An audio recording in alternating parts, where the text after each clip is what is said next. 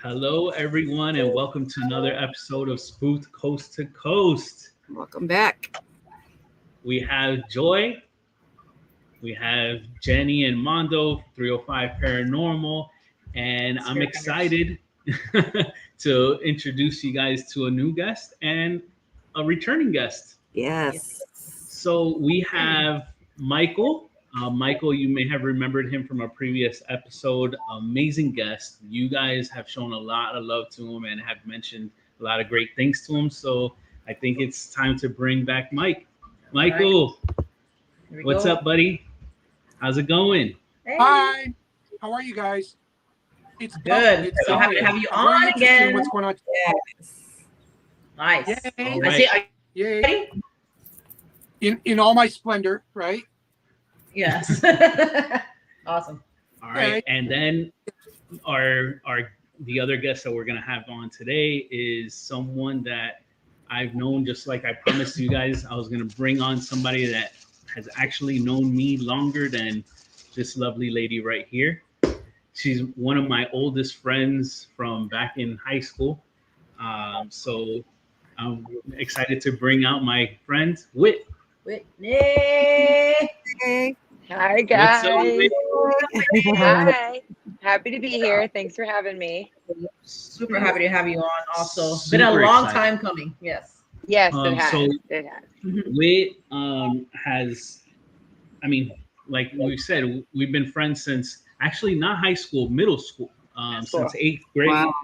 I've known her for quite a long time, and it's crazy how you remember high school and you kind of remember like all these fun things that you've done, or like we talked about like the past, but it almost seems like when we talk, it's kind of about past tragedies, if you will, like people that we've known, people that we've gone to school with, or friends of people that have gone to school with that are no longer with us.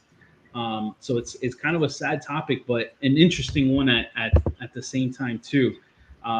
Being that it's so close to home, somewhere that we went to school with, and that happened. So I brought Whit so that way we can share the story with the world. Whit's story. She's done a Yeah. lot of extensive research on this topic. So it's going to be an exciting episode, guys. Yes. I'm happy to be here. Thank you. Yay. Excellent. Okay, so Yeah. Go ahead. Go ahead, Whit. do you want me to start? Okay, Yeah. so I grew up in Cooper City, Florida. I was born and raised here. My parents still live in the same house. I'm here right now. This is my backyard. So the street that I grew up on has kind of like a Final Destination story to it, where there's people that have passed away every couple of years. So if you want to, Jenny, do you want to pull up the... So I live on a street. It's a cul-de-sac, and there's about 27, 30 houses on the street. And back in 1980, so there you go. So 49th place You want is this house? the name of the I mean, street. I'm sorry, not this house. This slide. This slide. Yeah. There you go.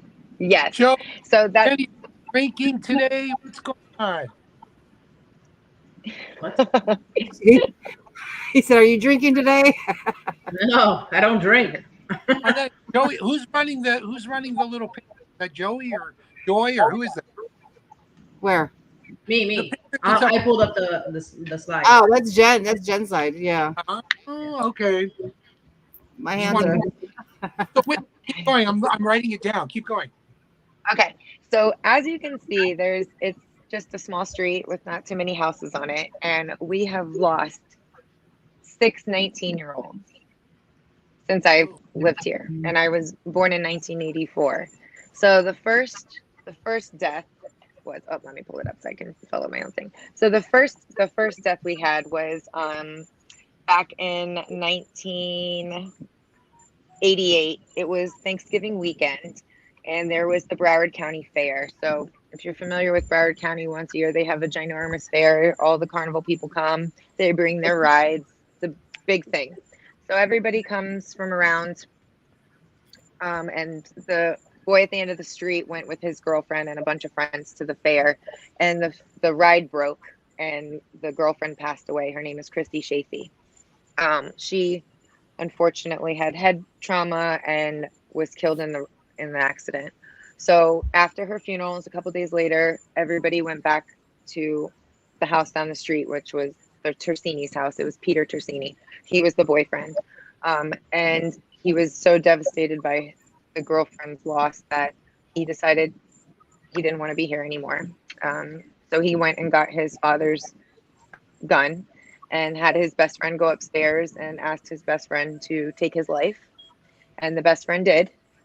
So that was, yes. And one of the girls that was there ran into the room and put her hand in front of the gun, and the bullet went through her hand. Oh So she survived. Obviously she had minor problems, but he passed away. So that was the first death of the street. Well, he was 19 years old. Everybody in this story I'm about to tell you was 19 years old.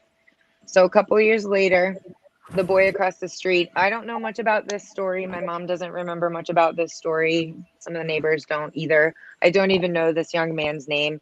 He had a heart condition and he happened to pass away in the shower one evening just from his heart condition. So there was nothing nefarious there. But again, 19 years old.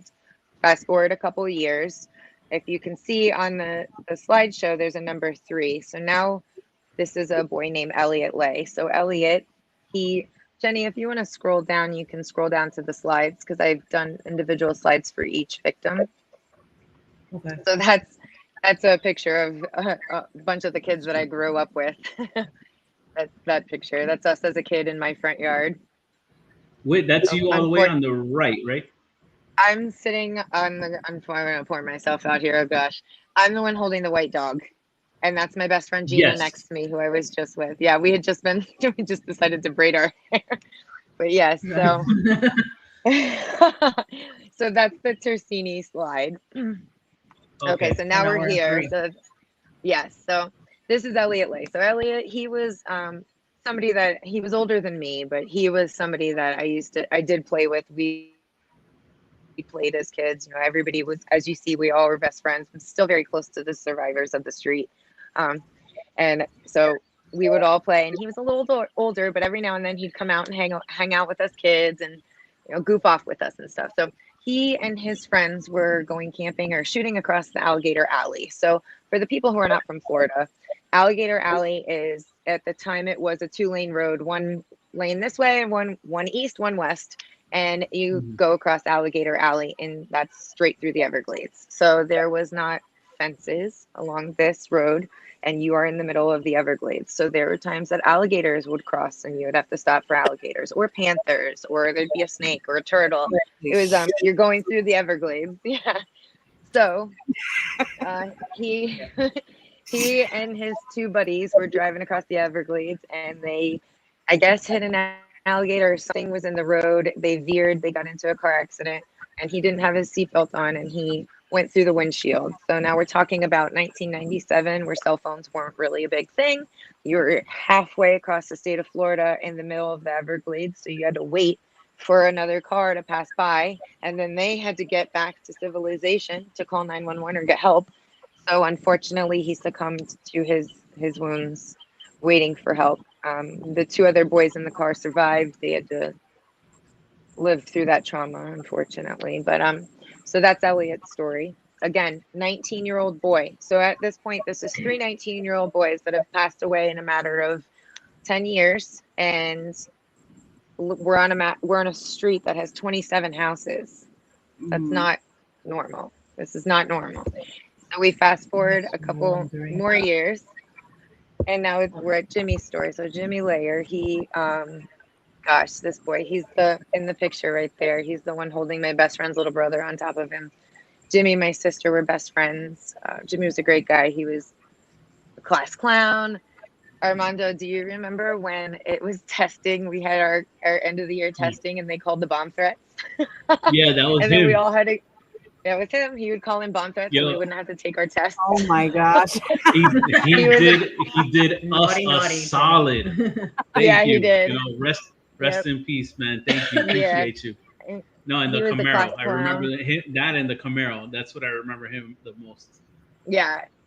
Yeah, he had like a speakerphone on the Camaro, and he would talk like, "What are you doing? Move out of the way!" He was such a class clown. He was screaming at people through his. Oh, he was so fun. But so this one, so he graduated high school. Now my best friend Gina, who used to live across the street from me, when she turned 13, she moved to 𝗟𝗡𝗪𝗏, which is in the middle of Florida. She left. Well, Jimmy was secretly in love with her. So the second that he graduated high school, he went to live with her family in the middle of 𝗟𝗪𝗏, which we're from Fort Lauderdale. Cooper City is a suburb in Fort Lauderdale. We have everything at our fingertips. When you go to 𝗟𝗪𝗏, you are in the middle of country. Like the nearest McDonald's is 15 minutes away. So it's totally different lifestyle than us. God help us. And he left. Yep, he left everything down here to go and share a room with her little brother because he loved her so much, which we didn't know this until he passed away. We found letters and presents and stuff when we were going through his things, which was heartbreaking. But so Jimmy's story is he was going to sign up for college classes, and he got in. He had a motorcycle as well, so he was on his motorcycle, and an old man hit him on the motorcycle and kept going. The old man did not even know that he had hit Jimmy, and Jimmy was lifted to a local hospital via helicopter and unfortunately succumbed to his wounds. And he died August 2nd, and Gina's birthday is August 3rd. So it was devastating, and she was secretly in love with him too, so it was devastating. But so that was Jimmy, and as you can see in the slide, Jimmy had a teal green Camaro with teal green rims. That picture is not of his car. I Googled a picture of it, and that's what I found. But if you look what's hanging on the fence in that picture, and that is the only picture I could find on Google with a teal green Camaro with teal green rims, and there is an angel hanging on the fence. Oh my God. Right here. Wild, right? Yeah. So remember that car, because that comes up later in the story. So Jimmy passed away. We were all heartbroken. You know, that one was like the first one that really was hard to handle. And yeah, and all of their funerals were at the same funeral home. Yes. So you're constantly going there and reminded of all of your past friends. And so at this point, it's definitely four 19-year-olds now, and it's creeping down the street. So it started at the end of the street, and it's making its way towards my cul-de-sac, towards my house.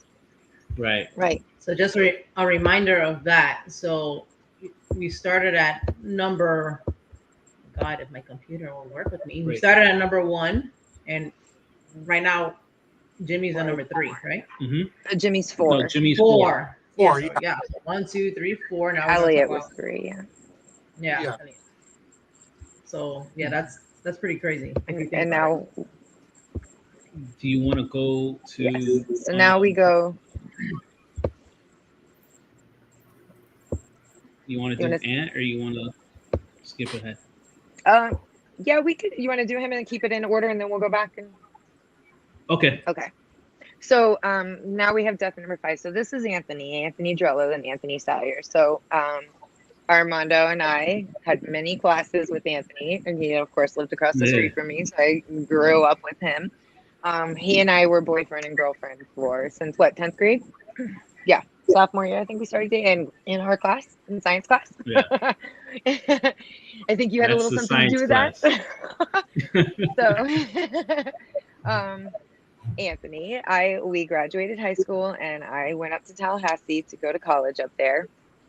And so it's November weekend, and my brother had come up for the weekend, and Anthony was supposed to come up and spend the weekend. It was a big, I think the Hurricanes were playing the Seminoles, and like a really big football rivalry game. So everybody was coming up to go to the football game. The year prior to this, one of our friends who lived a street over from us had a hotel party for his birthday. His birthday is November 15th. His name is Eric. Eric's had a hotel party. Everybody shows up to the hotel. Eric's best friend and his girlfriend left the hotel party and got into a car accident, and they both passed away. So fast forward a year, and my Anthony 𝗟𝗏𝗪 says, "Oh, I was gonna come up, but I'm not gonna come because it's Eric's birthday, and I don't want to leave him on the anniversary of Eric's of the death. You know, we need to be here for him." So, okay, I understand if you guys are gonna go drinking, because we drank. Yeah, we were underage and drinking, whatever. Everybody does it. So 19, you know, I said, if you're gonna drink, just don't drive. I just don't want you to drive. He says, okay. So it's Saturday night, and his phone goes dead at like 11 o'clock. I fall asleep. I had to work a double the next day, so I go to sleep. I wake up at 2 o'clock in the morning to someone kissing my forehead, and I'm alone in my room. So I call him because, you know, now I'm awake. And that apartment, I had a lot of activity in that apartment, a lot of activity prior to his passing. So it was not like I was like, oh gosh, the ghost is screwing with me again. So I need to, I'm awake now. So I called him, and his phone was still off. And I left a message saying, you know, you're either in jail or dead, and you better not be in jail. And I regret that voicemail to this day because his mother heard it. And I feel terrible about that. But how did I know? So they had gone to a local bar in a place called Southwest Ranches. There was a bar called 𝗟𝗏𝗪𝗘, and they served underage drinkers. So they all went there and were drinking. Anthony 𝗟𝗪𝗪𝗘 comes to the party, and he was very, very high on drugs, and he started overdosing. And everybody there didn't know what to do. They didn't want to take him to the hospital and get him in trouble and get themselves in trouble. They were all drinking. He was kind of running out of time. So Anthony says, how can you guys be friends? How can you call each other friends? Threw Anthony 𝗟𝗪𝗪𝗘 in Anthony 𝗟𝗪𝗪𝗘's truck, because remember, he didn't drive that night at my request, and started speeding down Sterling Road. So Sterling Road is a straight shot. Once you're driving through Southwest Ranches, it is a straight shot. He was about 2 miles away from the hospital, and he could have saved this man's life. And he was going about 86 miles down this road, 86 miles an hour down this road. You guys have to understand, this is horse country. So there is a retention canal on the side of this road. It is a very narrow road with one lane going east, one lane going west. You're supposed to go 25 miles an hour. Oh. And it's not a deep canal that runs along the side. It's literally just meant for runoff water. Wait. Oh. Frozen. Hold on. Whitney, you're cutting in and out. Let me see. Can you hear me?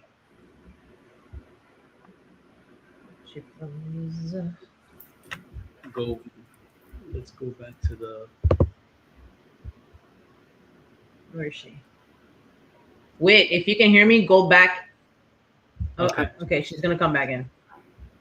You guys, doesn't this sound like Final Destination? Doesn't this sound crazy? Yes, that's what's running through my head is like, holy shit! Wow. So this is insane, because that's what I was saying. It kind of reminds me of like Nightmare on Elm Street / Final Destination. Yeah.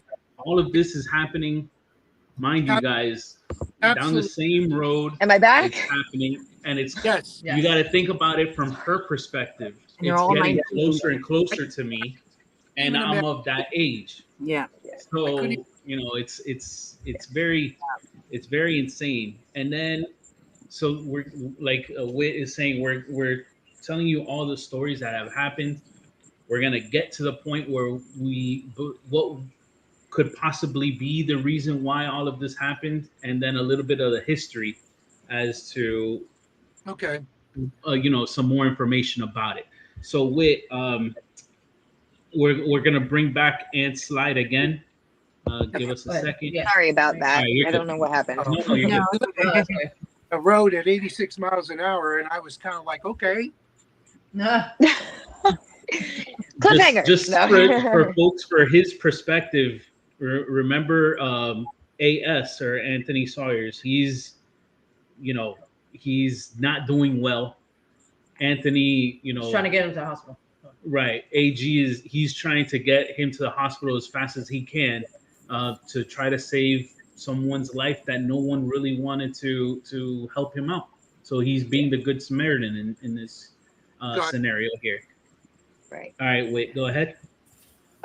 So they're driving down the street, and along this retention canal are small bridges. They're concrete bridges. They're only wide enough for one car to get through, and they're just the width of the canal, obviously.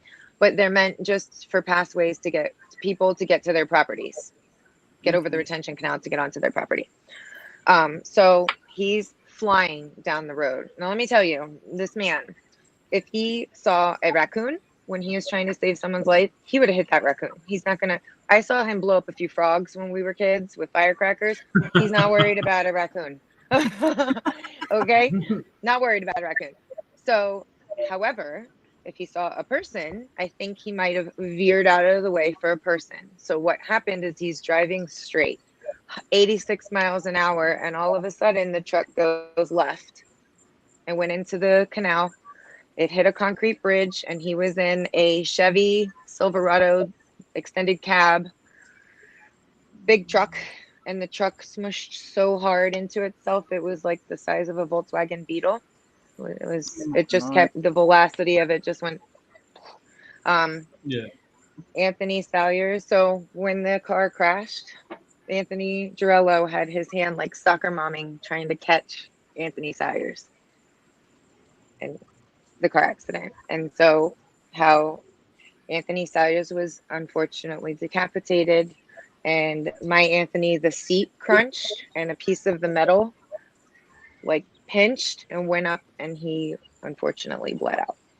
So he was, we hope that the crash, because he was like crushed also, we hope that he wasn't awake to bleed out, but we don't know. But Right. Anthony Salyers, they could see that his trachea was already closed, so that means that he had already passed away. So it was already too late. Hmm. So that's their story. And I want to go back after we talk about why we think this is happening on my street. I want to talk about the person I saw as a ghost in my house, because I don't know if it was him or if it was Jimmy or somebody pretending to be one of them. Okay. Quite possibly, yeah. Right. So So doing 6. yeah, we're gonna do 6 now. So now again, all 19-year-old boys at this point. So Lindsay, we talk about Lindsay. Lindsay's brother was Jimmy. Lindsay's brother was the death number 4. Lindsay, as you can see her kissing that dog, that's my Maddie. After Anthony passed away, I was distraught, obviously. I moved back home. I couldn't, handle life. So my neighbors, Jimmy's parents, had gotten a dog, a little Yorkie, after Jimmy died, and they named the dog Jimbo, and they called it Bo. And then my neighbors 2 doors down, the Napolis, Mike Napoli. I don't know if you guys follow baseball, but Mike Napoli his mom got a dog, and her name was Ashley. So Ashley and Bo had puppies, and they gave me one of the puppies, and that was Maddie. And Maddie lived to be 17, and yeah, she was a great dog. But here's a fun fact: Maddie's mom is Ashley, Maddie's dad's Bo, and my sister's name is Ashley, and my brother's name is Bo. Little random, but so anyway, Lindsay was going to school at Florida State and came down. It was summer vacation. She passed away coming up. July 24th was the day she passed. She was dating the mayor of Cooper City's son. The mayor was out of town, and they had a party at his house. They were all drinking. And Lindsay had worked at a local pizza restaurant. So she and her boyfriend went to go get pizza for the party. They were leaving the pizza place, and the pizza place is on Griffin Road Canal. So Griffin Road Canal goes all the way from the Everglades to the Intercoastal and into the ocean. So you can get all the way down there, and there's lots of history off of that canal. So she pulls out onto Orange Drive to go home, and she pulled out in front of a car. She had, whatever situation, she didn't see the car, whatever. She pulled out in front of the car, and the car tipped her, hit her, and she went into Griffin Road Canal. Those people, there was 2 men in the car. It was an accident, obviously. They jumped out, and they jumped in to the canal to try and save her. They got her boyfriend out, but they couldn't get her seatbelt off, so they had to go back up for air and come back down. And by then she had been under the water for a very long time. So she went to the hospital, and I was on life support for a couple of days. And everybody was in the hospital, and a news report comes on. A news report shows the car from the accident scene, and the car that she hit was a teal green Camaro with teal green rims. Oh, Same wow. car Just like that her brother. brother Just had. like her brother's car. Oh. That's wild. And you guys, she passed away in 2005, and that Camaro is like from the 90s. So it's Nice. not like there's Honda Civics and they're running around, you know? It's not a common car.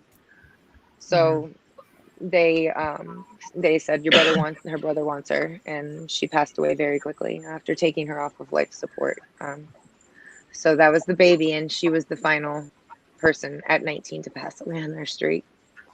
God, the 19 number. Wow, that's crazy. All 19. 19. I don't think we need any more people. I think that's quite enough. And that isn't all of the deaths that Armando and I have had when we were in high school. I mean, all of these are after high school. Obviously, they're 19. But we had a few people pass away when we were in high school. And then a few other people who didn't live on my street in Cooper City also pass away. A lot of people we have lost. I do have a question. Continue, because I'm not sure how, but I don't know. I noticed that around every one of these is water. Did you notice the commonality? That's true. Yeah. You got a shower. The boy dies in the shower, heart attack. The canal is next to at least one or two of these deaths. So I'm just wondering if you're noticing the water connection here. You know, and the alligator and all this stuff you mentioned so far. Because I've been taking notes. Yes, there's water along that too. Yeah. I was just curious if you noticed that, the common connection. So, okay, I just wanted to mention all of those waterways connect. Okay. Yeah. Okay. I was just curious because it was like all of a sudden it just dawned on me when not even way back when you were first talking, but when you got to the person where the two boys died, and they were near the canal again, or near those little waterways with the little bridges and stuff. And I thought, saying, well, there's water around every one of them, including the guy in the shower. So I'm like, yep. So, but go ahead, please. Go ahead. I'm sorry. I just was kind of. No. It's all good. No. It's all good. That's good that you pointed that out. Yeah. So we're gonna now talk about. Well, I'll tell you guys a little bit about Cooper City, what it is. So Cooper City is known as what they dubbed the Someplace Special, and it was actually before that, it was the known home for the Native Americans, the Seminole tribe. Okay, so the Seminole tribe was in that area, and they were going as far east as to like Fort Lauderdale. You know, the New River, like how you were saying, it goes from the Griffin Road all the way, and it reaches to the beach.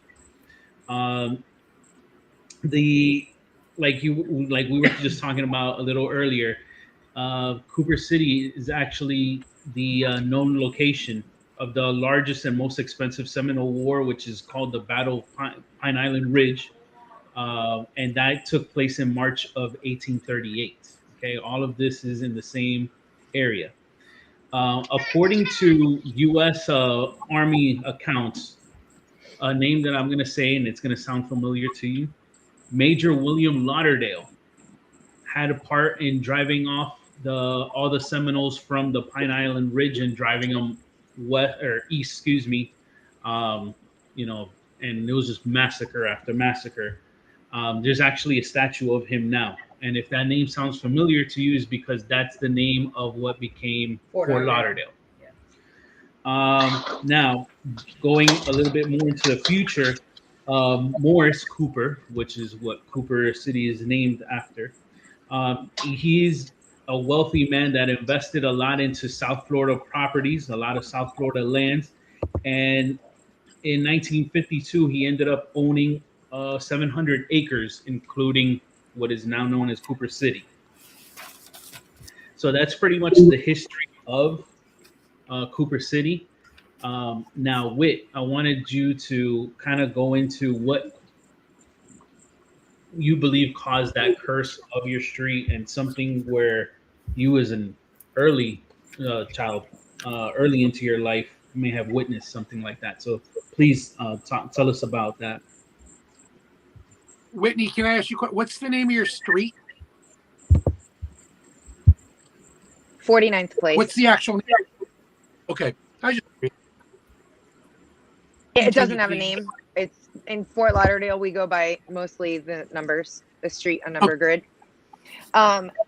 So we have, I grew up on the street, and I remember being a kid that I was always scared at night, like very, very scared at night. And I would sleep a lot with my parents almost like every night, because I would have dreams that I would hear Indians like coming to war, doing the chant. And it sounded like they were coming from the beginning of my street and walking towards my house. So coming down the street, kind of like the succession of the deaths. So I have vivid memories and feel the fear that I felt from, like, I can remember how scared I was as a child. And for me to walk past to get to my parents' room, it's a split house. So the parents' room's on one side and our children's rooms are on the other. And I had to walk past the kitchen, living room, and dining room to get to their house. And there's sliding glass doors all along that area. So I remember being like this and running because I was so scared that I was going to see pigs, or I remember pigs. I don't know why pigs, but I remember like more like hogs, scary hogs, not like Charlotte's Web pig, but so.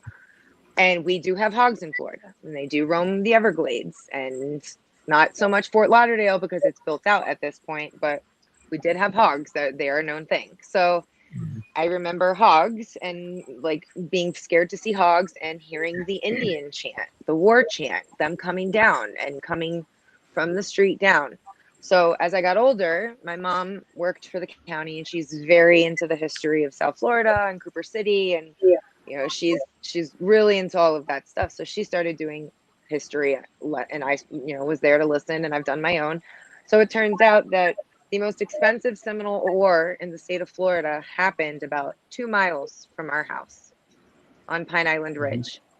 So Pine Island Ridge, and it's called the War of Pine Island Ridge. I forget what the name of the battle was called. The Battle at Pine Island. The Battle of Pine Island Ridge. The Battle of Pine Island Ridge. So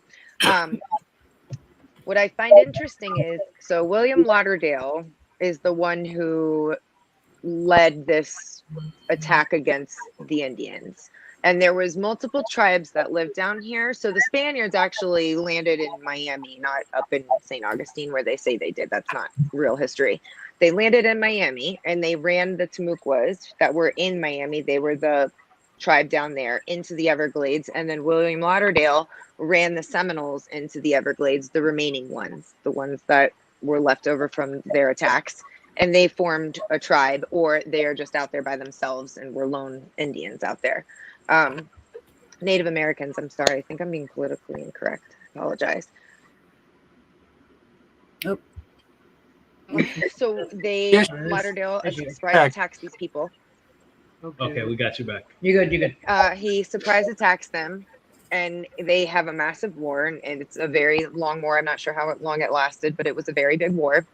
And he ran the ones that they didn't capture or murder. They ran into the Everglades, and I don't know, lived out there. I'm not sure what happened, but went farther in.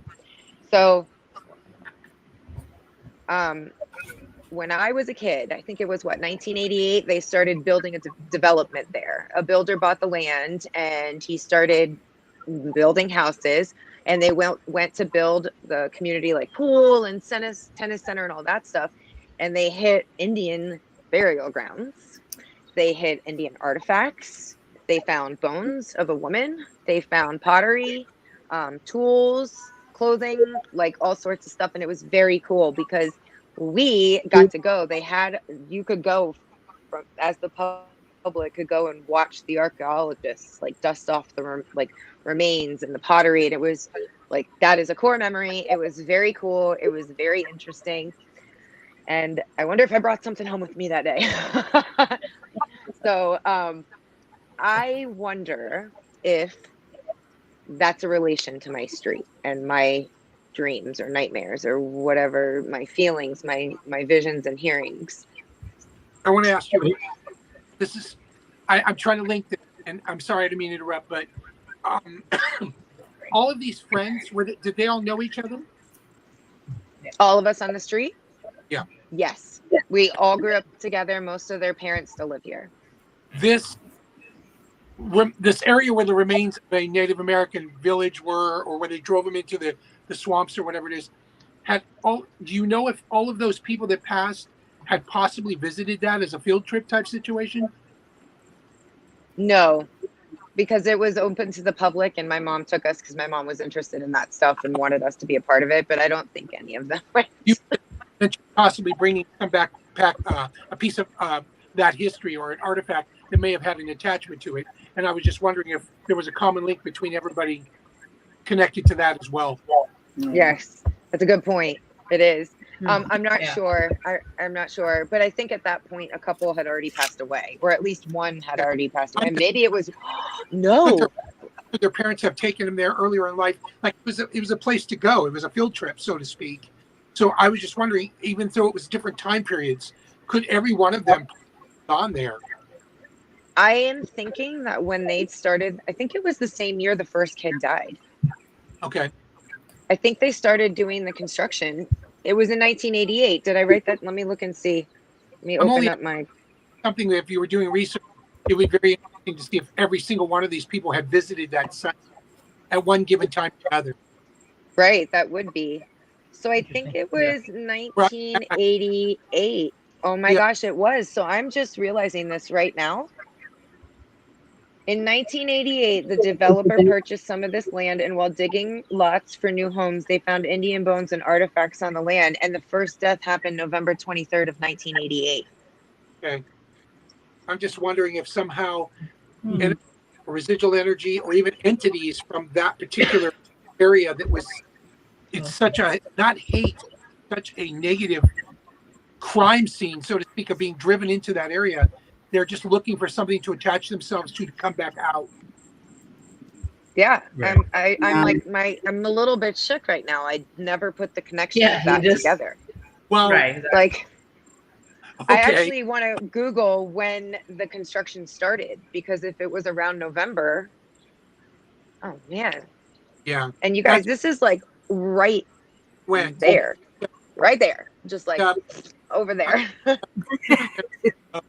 Multiple spirit energy, not just 6 people or 8 people, but multiple energy of people just almost like standing in line, waiting to take the brain out of the area, which is a human form, and then destroys that human form in some way or another, and then is freed up to go where you want it.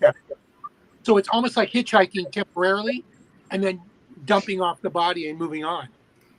And So why the 19? Why the age 19? That would be something you'd have to find out. It could be literally something to do with that particular tribe. I don't know. I mean, like I said, So I don't know. It would be more research done. You know, you'd have to do more research to find out if there was a large group of young warriors. I was gonna say maybe they were that age. Like that's what I think. That's what I think. You had just mentioned it was all boys, and if you think about it, all young braves at that age. Yep. Yeah, that's what I think. Yeah.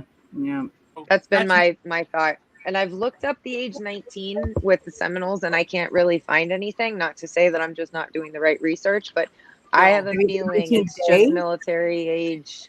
Difficult. You're going by whatever's been written down, and some of it may not be written. You know, it might be. I agree. You know, and if you know anybody that's from like possibly that heritage that you may talk to, even though they don't know anything about something paranormal, they may give you enough clues that you can kind of find a new direction to go in. That's true. That's very true. I should start. I wonder if I could look into some historians, some Seminole historians, and I'm sure. That's the only thing I could think of. Yeah. Yeah. Yes. I'm going to do that because I just put that together. Yeah. Well, it's an attachment. It happens all the time. The temporary attachment, which is get me out of here, and then just dumping you off. You know. But unfortunately, they have to take the energy from the person that they dump, and it happens to be all males. Yes. Well, and here's something else that's strange. So I didn't mention this before, and I just remembered to mention this. So on I live, Jenny, if you want to pull up the screen, I will. you can see, I right, put hold a on, picture of I don't Hold remember. on Let me see one what slide it is. I just see that nice looking guy with the beard. Oh, is his name Michael? No, I was talking about Armando. I love you. Thank you. You have a Thank green you. background. Yes, that's my. I thought it was fitting. It's kind of a swampy thing, you know. No, it Oh looks nice. yeah, I like it. Well, it was either that or purple, so I chose green. All right, so what slide? Sorry. So I think go down to the one with the numbers on it. Oh, like the house numbers? Yeah. So where it says this section. Oh, it doesn't. Well, where you see that star at the very beginning of the street, the blue star. Okay. So that's 106. So this- 106. Oh, there. Yeah, that one. So 106 runs parallel, obviously, to my street, and it gets you to Griffin Road, which again, that whole 106, there's a retention canal, a small canal along the whole road. And back in the 80s, it didn't have guardrails. So 106 runs into Griffin Road, which the canal runs off of. And my best friend Gina, who lived in the Yellow Star on the Asterisk, across the street from me, her mom grew up on 106. So down 106, her mother grew up there. Her mother had a brother, and at the age of 19, he had a car accident, went into Griffin Road Canal, and passed away. Once again, And that was water. 30 years prior to this all happening. Oh, wow. Were they 19? So another 19-year-old. Oh, Jesus. Yep, another 19-year-old boy, another water death. Very strange, right? Yeah, well, yeah, kind of, yeah. But if you go with the common thread, it's not so strange anymore. And Yeah, how many right. houses are on the block? Let's see, 2, 4, 6, 8, 10, 12, 14, 16, 18, 20, 22, 24, 26, 28, More than 19. 30, 32, 34. So 34 houses. That's not normal. It's not 19, yeah. No, it's not normal. Interesting. So I have a question. Again, I'm always have, but if I was looking into this and I had the research availability or whatever, there may be X amount of victims of being drowned in that particular, those young boys I was referring to, that may have been captured possibly by the Lauderdale group and tortured and literally drowned in that area. And so that amount of people, because what I'm picking up is very much so young braves, and I'm picking up the energy of water and drowning. And so I don't care how they passed away on our side at our time, because they're just passing away. But I think originally it was done with water. Obviously, we've already talked about that. But I really, when maybe the bodies, if they found them, those victims' bodies or skeletons or whatever are still there, and there's X amount in that area, they were drowned at that age. So I don't know, but it seems very, I don't know, just seems that are like dumped Yeah. in that water. Yeah. Well, and that could be it, because back in the 1800s, it wasn't developed. So after, when Cooper City was developed, was in the 50s. And so a little bit, I think it was like the 30s or 40s that they drained and started developing Fort Lauderdale and everything that it is now. So that, and when this war happened, the reason they were on Pine Island Ridge is because it was the highest land and everything was underwater. So it makes total sense. If they drowned them, I believe it was a crime. I do not think it was something that was an accident. So I believe it was done purposely. So because I'm feeling that, this is just my opinion, but because I'm feeling that, I think that if somebody was able to find some kind of record, I don't think there would be a record because they're Native American. They probably didn't even care, which is horrible, but they probably were. There's no record of that because it's in the swampy areas and nobody would have found out. Yeah. So that's why I mentioned talking to somebody from that's the Seminole Nation that may have record of that, of young boys drowned, was tortured, or actually done for a reason. Yes, I'm going to, because I know I keep seeing you up there. Hello. This is very interesting, and I like that I I'm just made Googling this. the number I- 19. you know, Don't pay honestly, attention to me. So I don't know if I don't know like they wouldn't talk, because it is a Native American thing and they're very connected to their own people. But it's almost like justification, if is the way I would present it. Whereas these spirits need to be freed, and the only way they're getting out of there now is through the lives of young men currently, or basically currently. And this is something that has to stop. And so maybe you might be able to help me with this, and we can free their spirits or their souls and send them where they're supposed to be instead of being trapped there. And the only way out is to hitchhike on somebody else's, so to say, body. child, yeah. Yeah, I'm gonna have to talk to somebody, because that I- would be.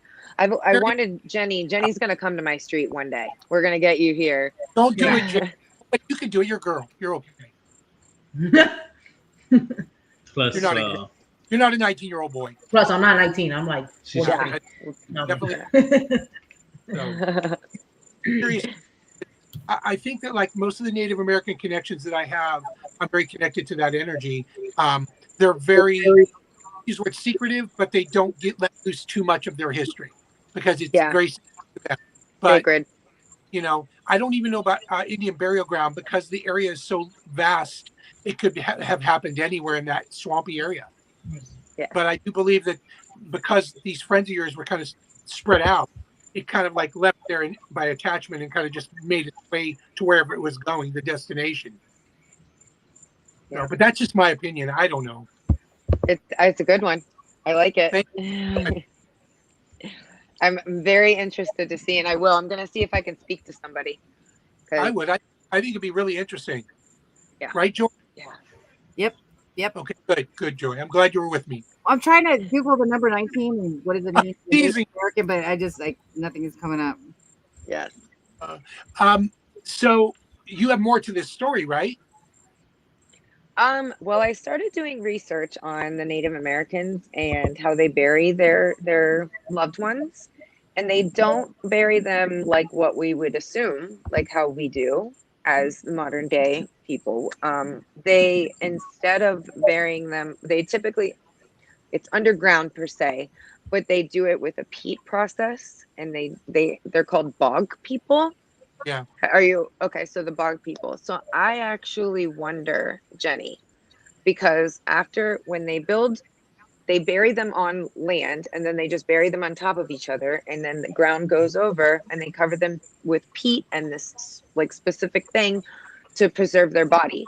Actually, if you look up the Wendover bog people, they found over 200 bodies in Wendover that were from before Christ, and they still had brains. Wow. Yes. They still had brain matter, and they were able to collect DNA, and like scientists went crazy over that. It's called the Wendover bog people. Yeah. So this is where you were saying is fairly close to Orlando-ish area, right? correct. It's a little bit north of Orlando. Yeah. So I have another question for you. I know this is going to be really off the wall, but kind of follow me on this just for a minute. I had a Yorkie. My Yorkie passed away 2 years ago. sorry. So did Maddie. Devastating. My point was, we went to have the dog cremated. Well, they didn't use fire; they used water. And I don't know. I heard of that. Yeah, I heard of that water cremation. Aqua formation or something like that. Cremation through water. The reason why I'm bringing this up is because if these bodies, it may have been a ritual, who knows, of a 19-year-old boy. I don't know, but it could have been a ritual of cremation through water, meaning over a period of time, the water dissolves the body itself.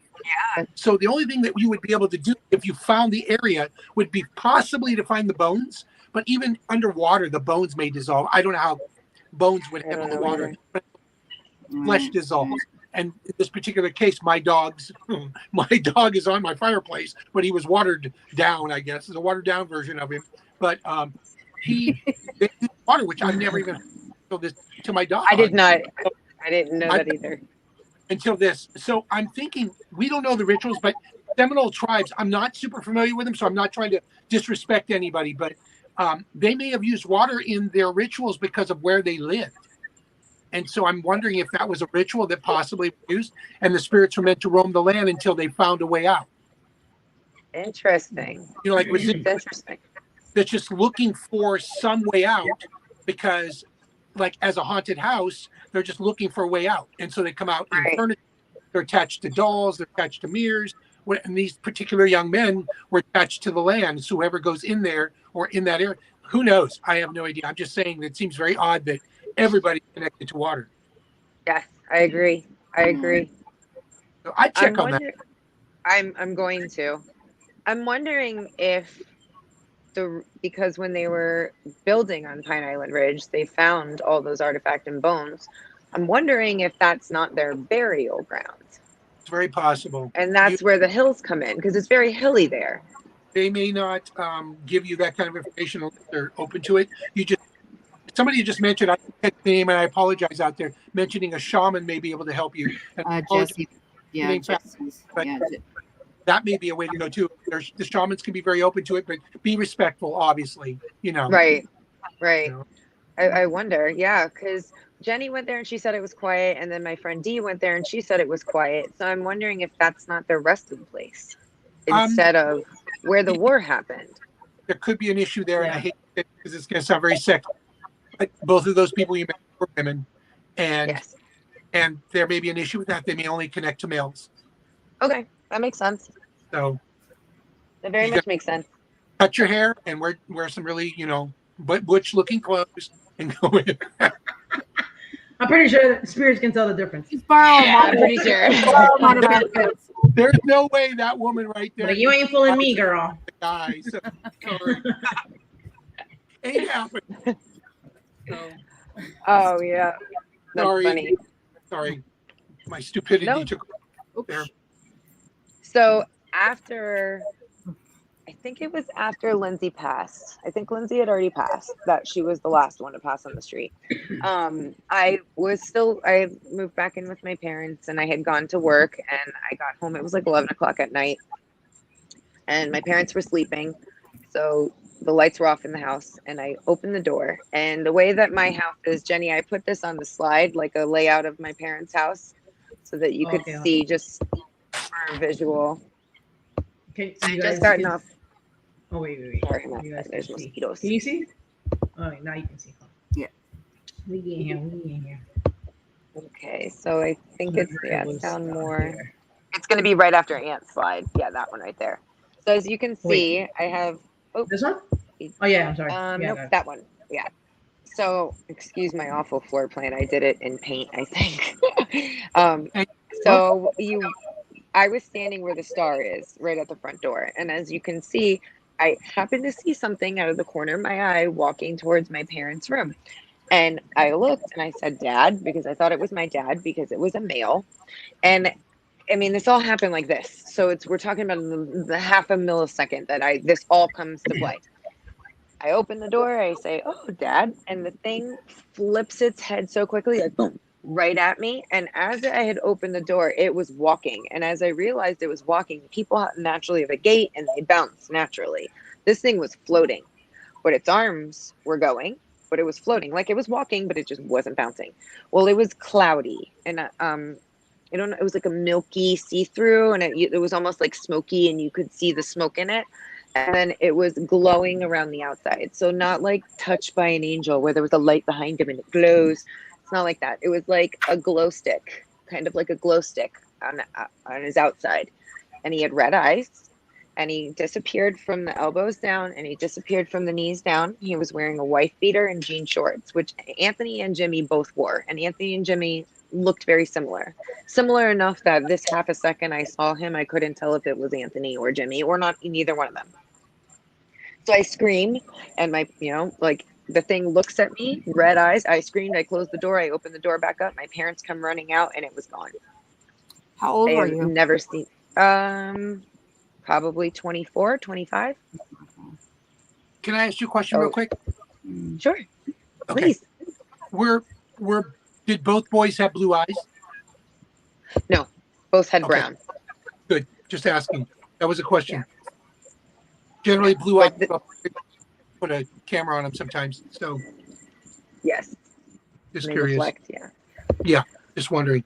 They both had brown eyes, and that I have never seen again. I have experienced activity in my house for a very long time. I've experienced activity in almost every house that I've lived in. So I think that I might have some attachment or multiple attachments or passerbyers. I'm not sure, but so the last time I hung out with Jenny and Mondo, we went to the Davy Schoolhouse, and that was so fun, and I can't wait to go with you guys again.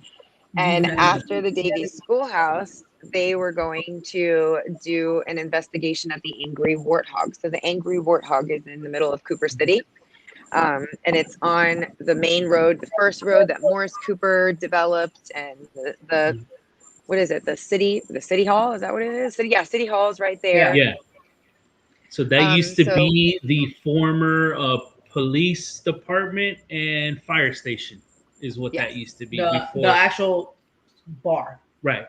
Yeah. Correct. Building that the bar is in. Yeah. So, and the bar, wasn't that the actual holding cell? Weren't the bathrooms the holding cells? Correct. Yeah.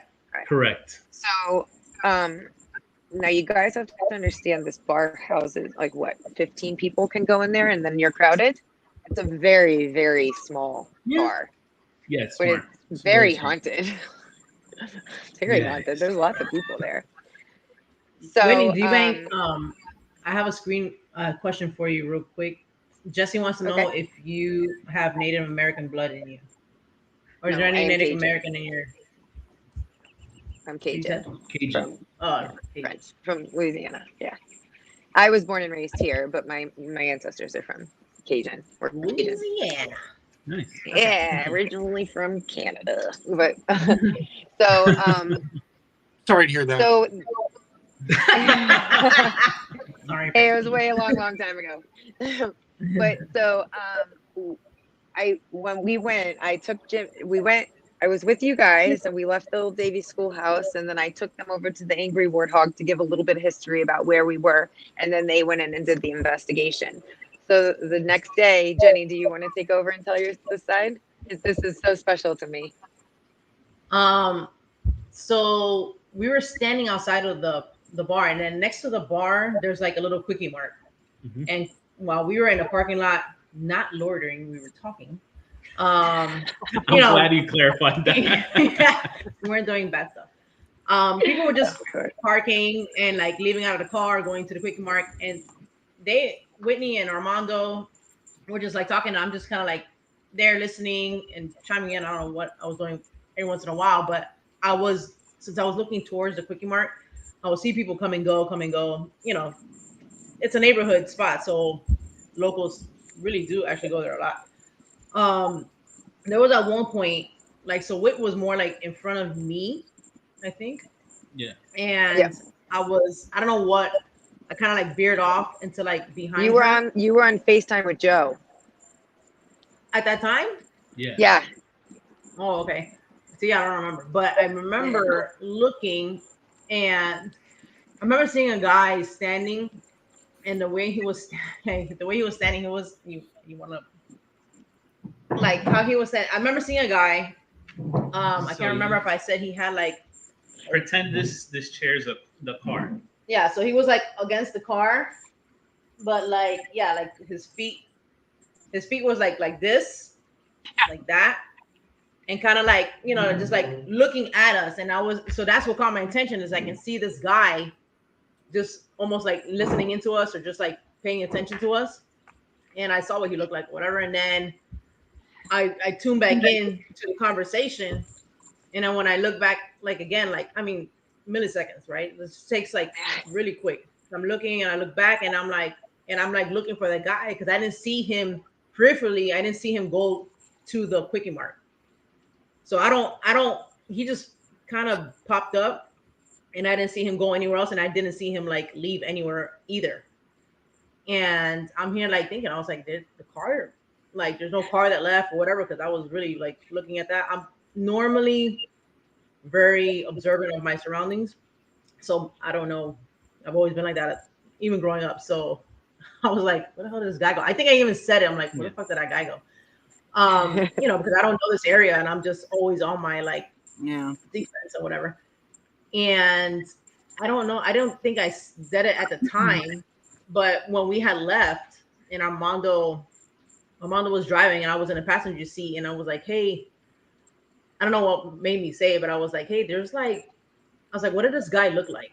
Yeah, which is Ant, right? And I was like, what did Ant look like? And then Armando goes, he had like short hair, whatever. And then he was saying it, and I was like, I was like, there's a guy that I saw standing behind us, kind of like just but looking at us. And I was like, he had. Did I say he had a white beater on, or did he have like a He white had shirt? a white wife beater on, Yeah. Shorts, and I think you said sneakers. Yeah, I don't can tell like remember sneakers. I the can tell shoes. like He's the a low sneakerhead. haircut, like fade. Yeah. And just the way he was like standing. And then Whitney was, I guess he called Whitney like right away, and she was like, "That's how he used to stand." She's like, "I have a picture of him standing like that." Bingo. Yeah. I wish I could You show know, you guys right now, but it's in storage.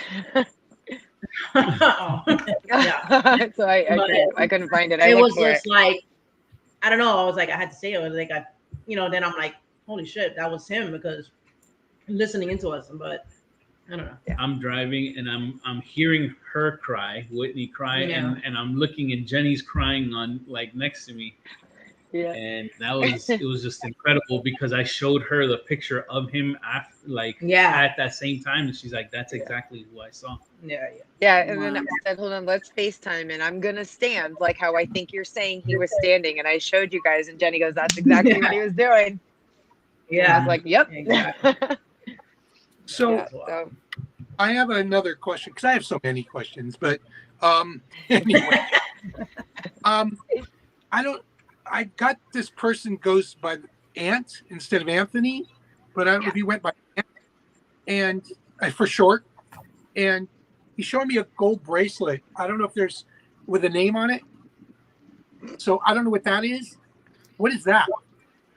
he wore a gold bracelet. He had a gold necklace. He loved gold jewelry and This is what clean shoes. Okay, and the I'm gonna reason cry for you.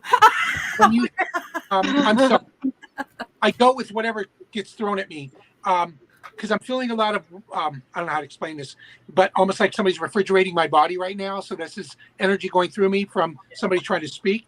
And the reason why you aren't able to pick up the actual apparition that you saw clearly, because you said it was like looking through clear jello kind of, Yes. because they vibrated at a very unusual level compared to us. So Right. when a psychic is able to tap into that level, even temporarily, it's very cloudy. So a lot of times when people take pictures of like Bigfoot, or not to use anything weird, but or the Loch Ness monster, they're very blurry a lot of times because they vibrate at a little bit different level than we do, and so psychics are able to tap into different levels, and so we pick up differently than the average person on the street. So I think what you were seeing, because you obviously are gifted, I think what you were seeing was your friends, obviously, because of what you're describing. But he is basically saying, tell her Aunt has it, and he's wearing this bracelet or this necklace or whatever, but it's got a name on it. And I just wasn't sure who that was. So I wanted to ask you before I forgot what it was, because I'm trying to write down everything in front of me here. I've got 6 pages of words just loaded with.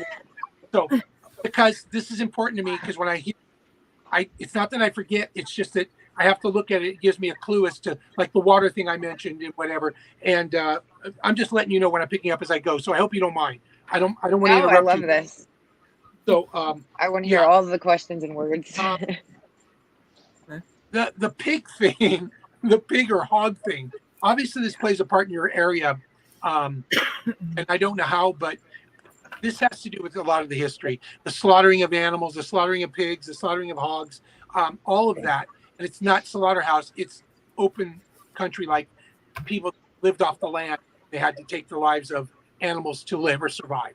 And so I think this is what a lot of that has to do with. So the pigs or the hogs that you were fearing or felt like you needed to fear this, I think it's because you were still connected to a spiritual realm as opposed to being like just actually seeing pigs. So even their energy or their ambience was still there with you, or whatever you want to call it. Their energy was still in the area. So you're picking up on different energies at different times because you're vibrating differently each time. So Wow. are you gifted? Because the impression I'm getting is you're connected. I have always had things happen, and that was the only apparition I ever saw. But there's things that happen everywhere I live. It's very unusual for a person to see an apparition. Okay, I mean like a full-on apparition. So I've never seen one. people Yeah. sense things. They Yeah, it was think very they're scary.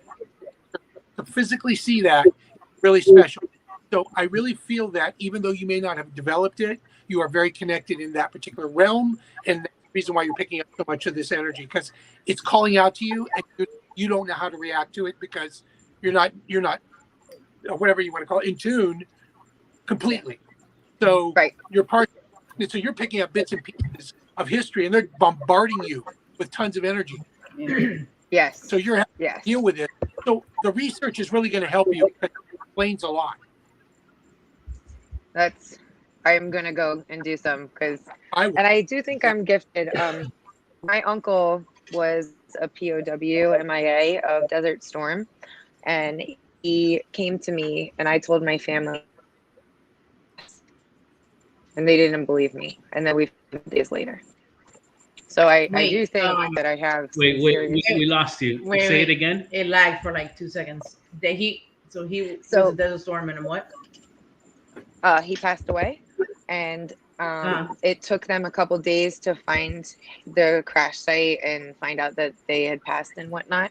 And I told my dad, like, I think I just had a dream that Uncle Paul's plane crashed. And my dad was like, no. And then we found out a couple days later.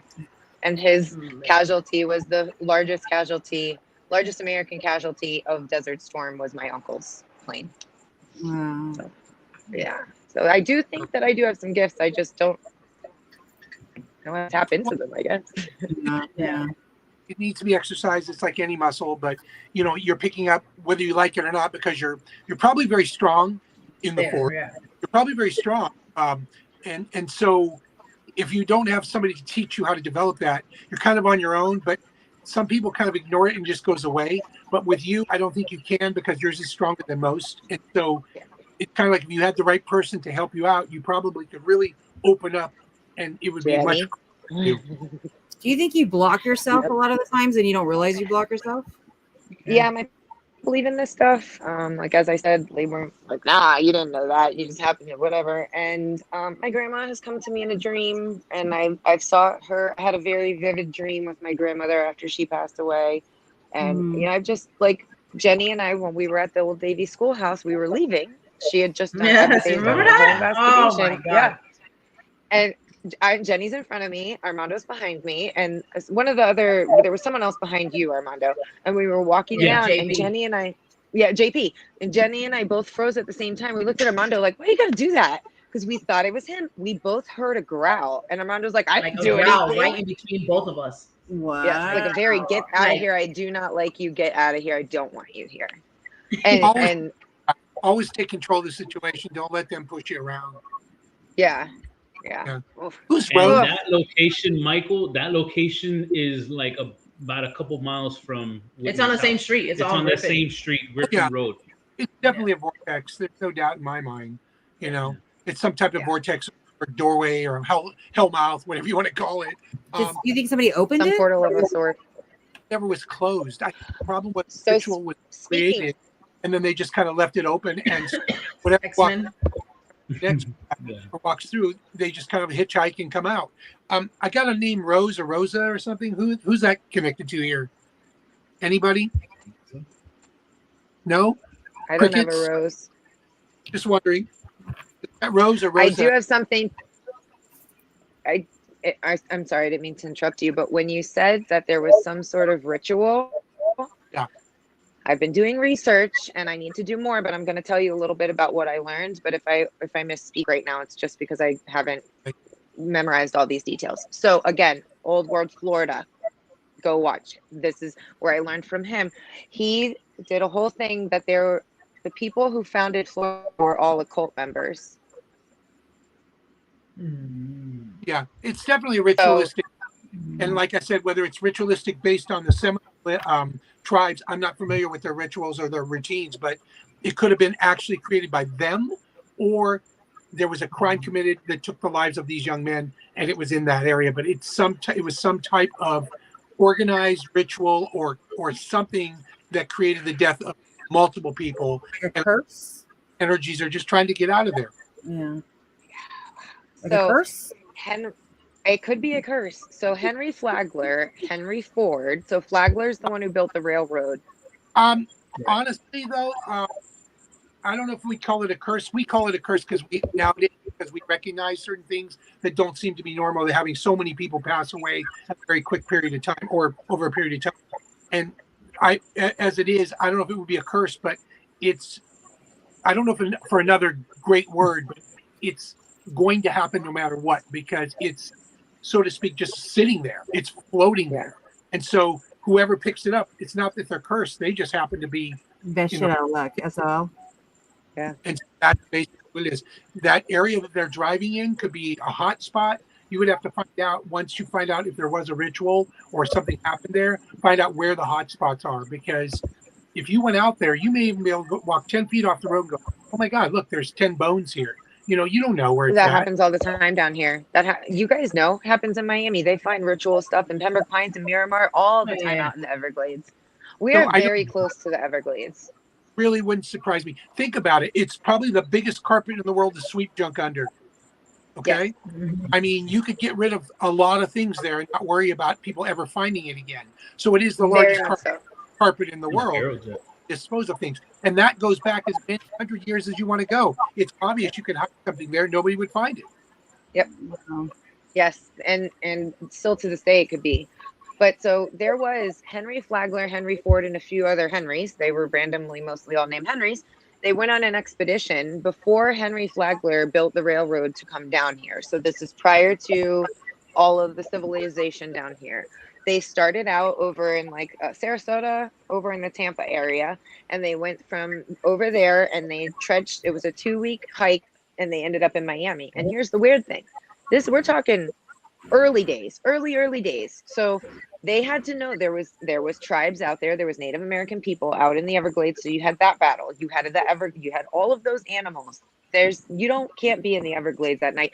I'm sitting here getting eaten by mosquitoes and I'm in civilization. So I can only imagine what it's like out there in the swamp. So they decided they weren't going to. There was a man, I forget his name, let's call him Bojangles. So Bojangles knew how to talk to the Native American tribe, and he knew how to get through the Everglades from Tampa to Fort Lauderdale, Miami.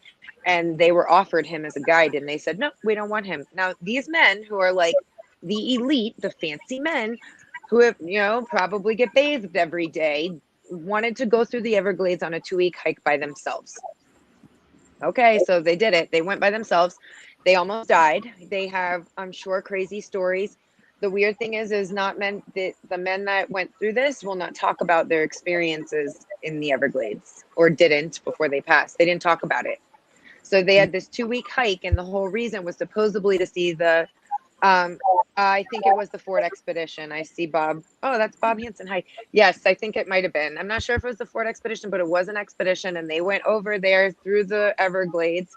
One man was almost burned alive because they used the sawgrass, and they would bind it up and then catch it on fire and use that to create a path through the sawgrass.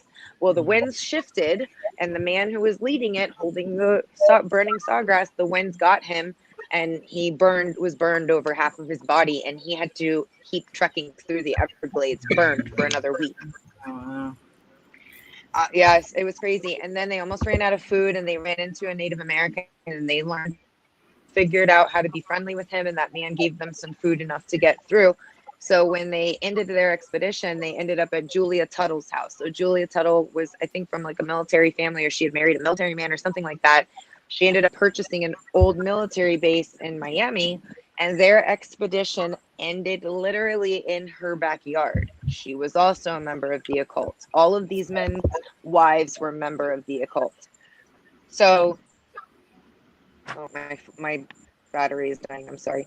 Okay, so when they landed here, she ended up convincing Henry Flagler to continue his railroad down to Miami, and that's how Miami became what it is now. So I find it very funny that you say that there was some sort of ritual that happened over here, because they're all occult members. Yeah. Very just so quickly, Jesse, I did see that you said that I came up. No, he said that's your grandmother. I did catch that. So sorry. We're in the middle of this, and sometimes we miss your comments, but sorry about that. I feel like all of just the main places like the Northeast, down here, everywhere. I mean, in California, where they started, like all the old rich and elite, like they all practice occult shit. People don't think so, but they did. You Yeah. know. Yeah. But Yeah. They're bored. it All is. in the world, they were bored to death. They didn't know what to do with themselves. That's why psychics at the turn of the century, Henry Ford, turn of the century, that area, all the psychics were making tons of money because the rich people didn't have anything to do. They were bored, so they hired psychics. You know, Yeah. it was a big time for psychics during the time of Houdini. Yeah. The spiritualism Asian. Yeah, Huge. that doesn't surprise me if rituals were involved. The Toth deck, what's his name? God, the one that's known as the Great Beast. I can't think of his name off the top of my head, but he was basically another one of those ones that created that whole spiritualist movement during the turn of the century. So yeah, rich people were very involved with rituals. Yeah. Yeah, I think Where's that's the still the island case in in modern day too. I think Yeah. that Yeah. the elite are still very involved in rituals. Yeah, very much. Jekyll Yeah. Jekyll Island. Thank you. And with the Rothschilds and did all their. That's where they, I think, founded or maybe started like the Federal Reserve. All that. Supposedly there is. I mean, not supposedly there is a ritual table there, and they did their meeting in that certain house, and all that in that place. Where am I echoing? Echo. Oh, it could. Sorry. Oh, do you? My No, headphones you're good. just You're good. died. Yeah, my headphones just died. Oh, Is Okay. it too loud? No, no. no, you're good. fine. Oh, don't worry. Anything that dies, I can hear it. That was first starting. Is there any point? Yes, the other topic that I wanted to touch on that I think Whit and I kind of agree. A lot of these have a report of a woman in white. The woman in white. So for those of you that don't know, the woman in white is said to be a spirit that has either killed herself in grief or died alone and heartbroken. Many countries they do have some kind of version of the woman in white. Most notably, you have the Mexican version with La Llorona. You have the Ireland version, which their version is one that would foretell death. You have the Dutch version that was spirits of healers that had passed on, and then you had the Japanese version, excuse me, that was known as the 𝗟𝗓𝗪, and those were like vengeful spirits that would attach themselves to either objects or locations. Um, there has been reported here in Miami, a woman in white. It's been in a hotel that's famous in Coral Gables. It's called the Biltmore Hotel. Their version of what happened there, a woman ended up essentially committing suicide because her child fell out of the window. I don't know how many stories up they were staying at, but the child died, and the woman committed suicide due to her depression after losing the child. It is said that they've seen this woman in white kind of going through the hallways, and they've seen her kind of like walking the grounds, kind of like looking for her child. Now, the reason why I bring this up is because I know in Ant's case, and there was some other cases as well. It may have been reported that the woman in white has appeared. Um, I believe the last case was Lindsay, right? Yes. Lindsay. So where she passed, she was leaving that plaza on Griffin Road, kind of by Flamingo, right? Yes. It was Okay. Flamingo and Griffin right there, that where the gas station is. So it is said that they see the woman in white apparition on that canal, because that's the canal along Griffin Road. They see it there on that side, and they also see it on the other side of Flamingo, where like kind of like in front of that gas station, Walmart area. Right. They see the woman in white appear there. And then it is plausible that the woman in white could have also been where Ant had passed, because that area is not too far from there. Right. But we were investigating on the Pine Island Ridge. Myself, Jenny, Stephen Mello, Black Smoke, Joe, and JP.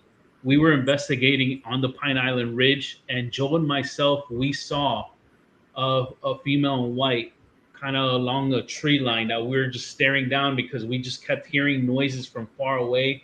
We were trying to At first, you were pinpoint seeing like lights, lights. like blinking lights. Yeah. And this is just nothing. This is just like what do you call it? Just trees, Tree line. shrubs. And this shit. particular portion where we were at, it used to be a boys' camp, a boys like like a Boy Scout type of thing. But they closed it down because there was a boy that had died there. He went into the pool and he didn't know that there was a poisonous snake that was in the pool, swam up, bit him, and he died. And then right after they closed that Boy Scout.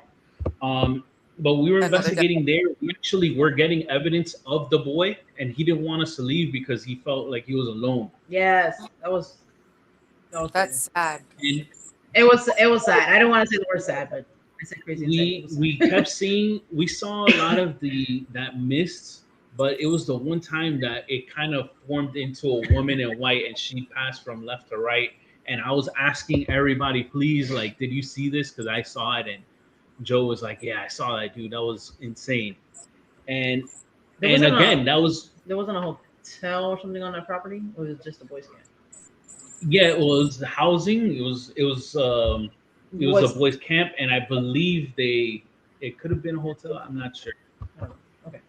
But that area, that whole area of Cooper City, it could be that same woman in white apparition. Yeah. Because it's all in the same area.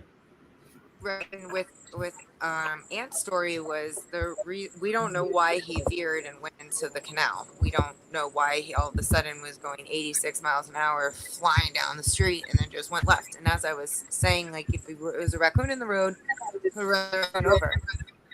So, I mean, this is a couple years after Aunt had passed. I was getting my hair done at a local Cooper City salon, and the lady in the seat next to me started talking, and she was like, oh, my husband and I were driving home from MovieCon. We were going down Sterling Road, and we saw this girl in this beautiful dress, like a prom dress of some sort, and she's hysterically crying. She was hysterically crying, and to the point where my husband and I were like, we have to go back and see if the girl is okay, because this is equestrian place. So, like, these are big land with just horses roaming in a stable on it, not even a home. Mm-hmm. So for her to just, be walking along there by herself is very strange. So they were thinking, oh gosh, she got into a fight with her boyfriend and got kicked out of the car. Let's go pick her up.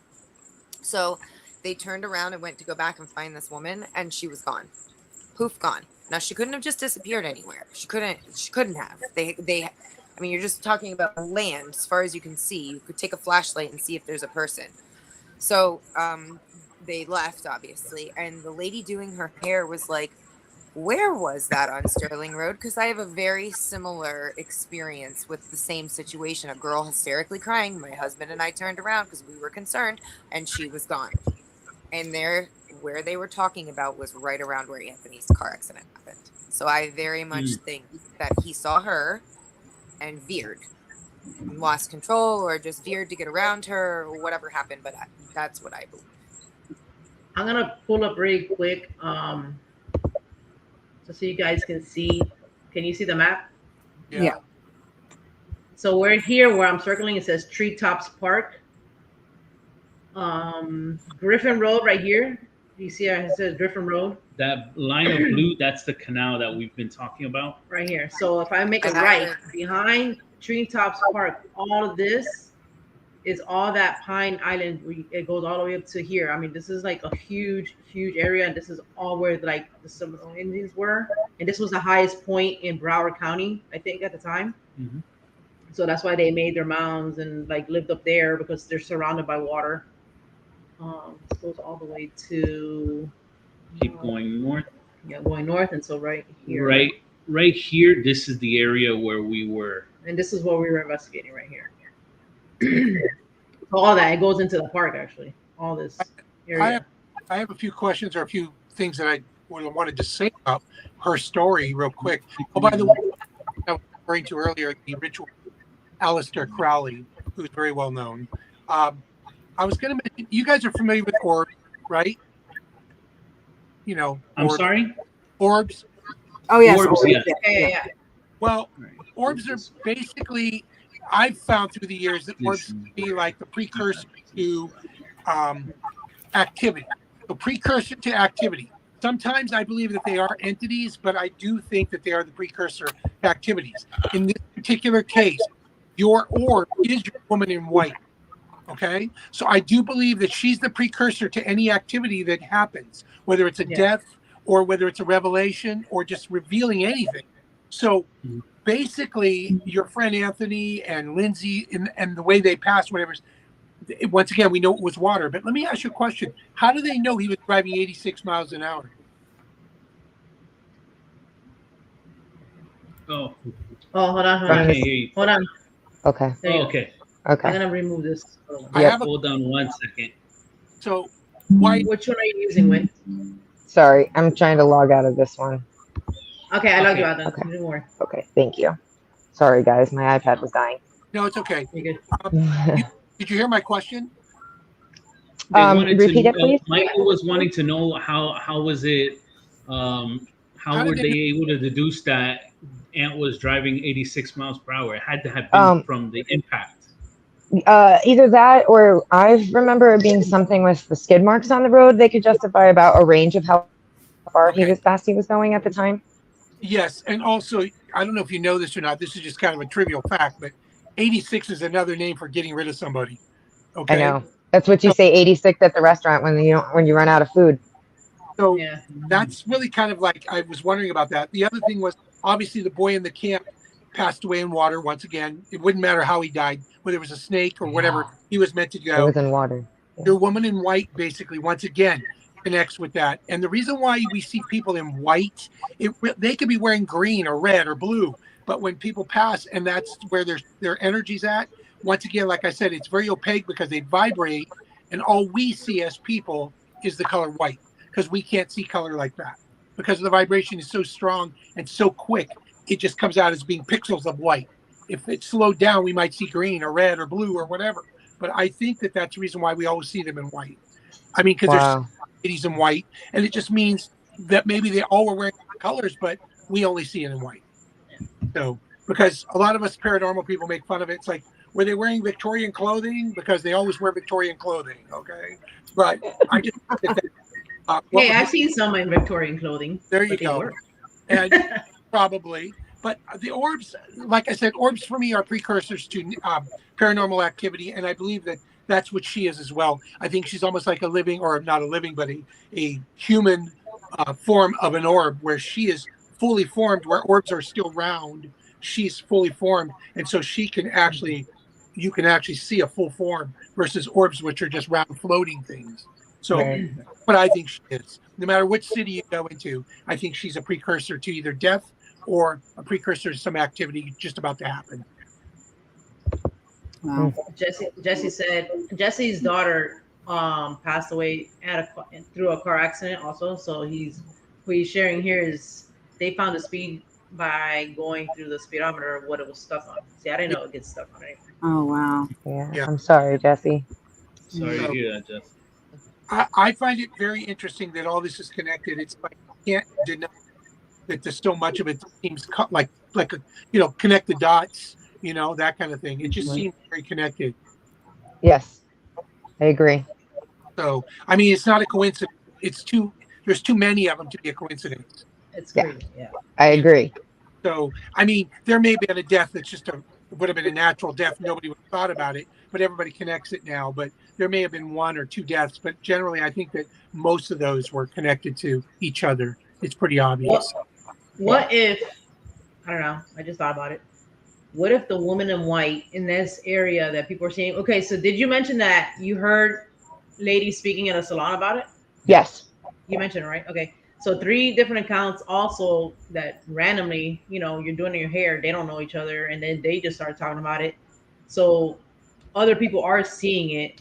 So I was thinking, what if, because so a lot of the La Llorona story, everything is like losing a child. Sorry, my voice went out. Losing a child. So in my head, what I was thinking is that lady in white in your area, what if her son, 19, was, obviously killed by a battle or something, and maybe her grief or whatever, maybe her rage, I would just say, is so strong that she couldn't find him or whatever, and I think her energy, like, maybe so strong where him dying, she's like looking, that's the spirit still looking, roaming that area, looking for her son who's died. She may be on a revenge trip too. And then she's like, that's in my brain, that's what's happening. She's collecting souls at the age. Yeah, because she's pissed, and it's because of 19, because of that. Maybe that's his age. Like, this is like what's come out of my brain. That's a good point too. I mean, she may have died in water. She's very angry, and she's collecting souls at it. And it happens. I mean, it's gonna happen. Armando and I actually know someone else who passed away right there in a car in the water. Yeah, Chris Castro. Chris is his girlfriend. She was learning to drive, and she had got her restricted, and her father was taking her out to Southwest Ranches to teach her how to drive, and there was not guardrails. And I'm talking, these are very narrow roads, very small canals, very narrow canals, not very deep. And she just took the corner too sharp, and the truck fell in and flipped upside down, and they were stuck on all sides by rocks, and they just passed away together, her and her dad. Do we have a Samantha or Sam out there? I'm picking that name up for some reason. Samantha or Sam, anybody in the chat? Yeah, because I'm picking somebody up out there. Yeah, that area sounds extremely active. Yes, I think so. Wow. And that's going back to what I was talking, like, a lot of places don't have that, and to live with something like that going on, it's insane. Yeah. A lot of the stories, like, you would catch up with your old high school friends. Hey, yeah, you remember sports, or you remember these crazy parties, and it's like, that's not the conversations we have. Yeah. Yeah. No Samantha no Samantha out there. Yeah, I'm not seeing it either. It's okay. Okay. I'm on a ghost to ghost broadcast with so it doesn't matter. So when did it stop? Like, did it die down? Like when all the kids stopped living in the neighborhood, or? Lindsay died in 2007, and then we had one more death of one of our girls who was actually in that picture, but she overdosed in her house, and she was in her late 20s. So I don't relate that one, because I think that was, a different scenario. What drove her to die? I mean, was she hearing things, or? I mean, we all grew up with a lot of death, and she was 2 years younger than me, and I think she got hooked on drugs when we were young, and yeah, there's choices that are made that are not always the greatest choices, but right. she may have gotten to the point where she couldn't take it anymore. You never know. Yeah. I mean, it's all stuff that I'm speculating because I don't know you, I don't know your friends. This is the first time I've heard it, so. I'm just going by what I feel and the research you've got already, but there's still stuff to research. Yes. Yeah. And I'm going to, because I would. Oh, I'm definitely. I think we got like a new motivation now for Whit. I think. I appreciate everything you said. Yeah. Oh yeah. And I definitely want to take you guys down the street and. I'm sorry? Oh yeah. We're gonna definitely investigate there and check it out and see what we get. Yeah, that would be really interesting. Just don't drive near the water. I know. I drive down that road every fucking time I go to Armando's mom's house. I was there twice already this past 2 days. But you're not a 19-year-old boy. You don't even look like one. And I can drive. But those emergency things. I'm very careful when I drive down that street, actually, because it is one this way and one this way. Yeah. It sounds very, very. No, do you guys have those emergency window breakers and seatbelt cutters in your car? You got to carry one. I have one. You take out the headrest. Yeah, you can take your headrest. Oh, can you? Mine doesn't come out of my car. Oh, really? Oh yeah, The because that's rare ones, they don't come out at all. Headrest thing. That's pretty interesting too. That works. Yeah. yeah. But you're talking about where you can cut the seatbelt and stuff. Yeah, it's one of those. It Yeah. has a window breaker and a seatbelt cutter. Yeah. Yeah. Oh, it does like it's a pinch to like break The the window, problem yeah. is it'll fly the other direction while you're laying there, and you That's can't reach. yeah. So Right. when you're about to crash, you got to remember to grab it. Okay. Right. Totally Right. remember that. Knock on wood. Yeah. Oh my God. I would All love right, to well- take a walk through there, but obviously I don't live there. But I would love to take Yeah. a walk. Oh, maybe you know what? We'll FaceTime Maybe you. we can FaceTime. We can FaceTime you when we do that. Yes. It's really That'd nice. be Would you be open Yeah. to that, Michael? Yeah, because I can pick up energy across the world. I can certainly pick it up in Florida. So Yeah. Yeah. Oh, That'd be There really. you I would go. love it. I do You gotta I- get how it happens. I do FaceTime readings all the time. So for me, Yeah. that difficult to connect, especially if I'm seeing a visual picture. You know. Mhm. Yeah. So where he passed away, where Anthony passed away, because I would love to go there, because one time I used to go there where the accident happened and sit there and cry at night and stuff. And one time I was there and I was crying really hard, and a girl came up and she and I were talking about him, and we had this really special moment reminiscing him, and the tree that he hit fell down. Interesting. So like I'd be very interested to see what happens there. However, there's some mogul guy. I think he owns like Blink Mobile or something like that.